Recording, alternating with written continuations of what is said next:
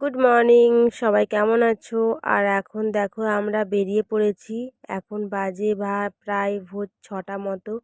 তো তারপরে আমরা রেডি রেডি হয়ে স্নান টান করে বেরিয়ে পড়েছি। 4টার সময় উঠেছি প্রায়।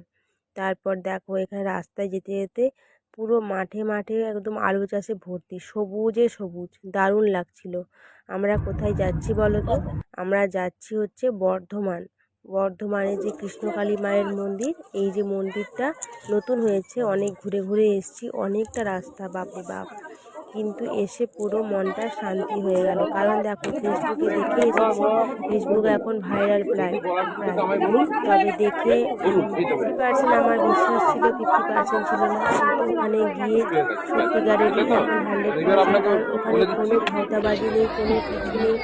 আর মঙ্গলামা জাস্ট অসাধারণ, মানে সত্যিকারের কোথা থেকে এনার্জি বা এত কে জানে, তার ভগবান সত্যি তার কাছে দিয়েছে বা কিছু, যাই হোক, তাই জন্য গেছিলাম।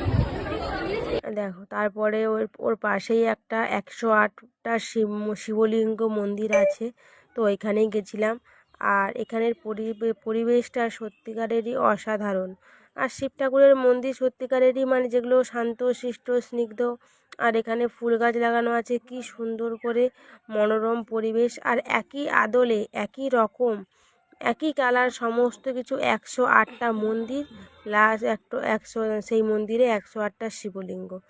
সত্যিকারের অসাধারণ দেখতে লাগলো। এই দেখো পুরো লাইন দিয়ে, মানে চোখে আমরা ঘুরে শেষ করতে পারিনি, সত্যি কথা বলতে।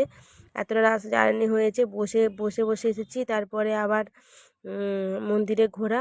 তো চলো, টাটা।